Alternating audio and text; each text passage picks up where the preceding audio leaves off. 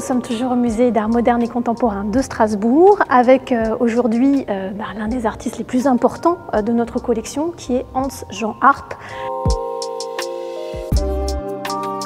L'homme aux deux prénoms et aux deux cultures, né d'un père allemand et d'une mère alsacienne, élevé dans la culture française. Et ici, on est dans une œuvre qui n'est ni un tableau ni une sculpture.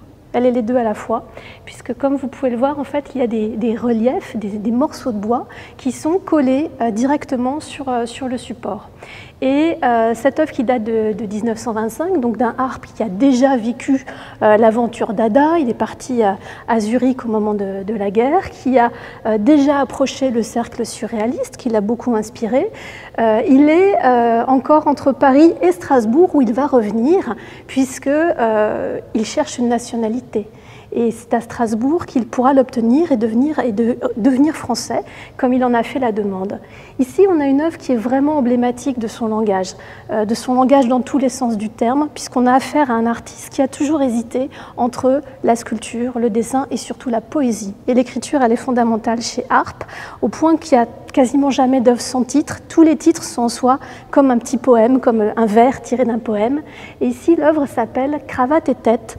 Configuration à chef perdu, donc une petite œuvre et un grand titre, facétieux, intrigant.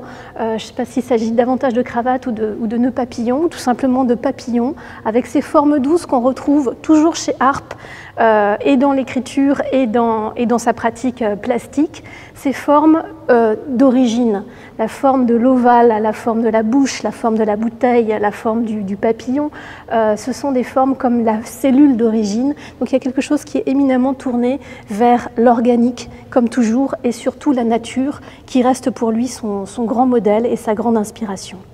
Ici, donc, je disais plusieurs influences, et surtout celle de sa compagne, Sophie Teuber, qui va venir avec lui à Strasbourg pour réaliser les salons de l'Aubette avec Theo van Doesburg.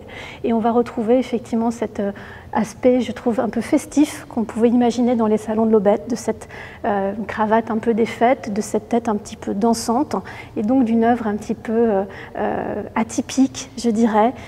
Dans un musée, vous avez vu, on l'accroche plutôt assez bas, on l'accroche avec son compagnon, ici, oiseau et bouteille, et surtout un artiste qui nous est spécialement cher, parce qu'il aura touché à tout, il aura voyagé partout, et comme il dit, c'est ici, à Strasbourg, que tout a commencé, ma vie et mes rêves.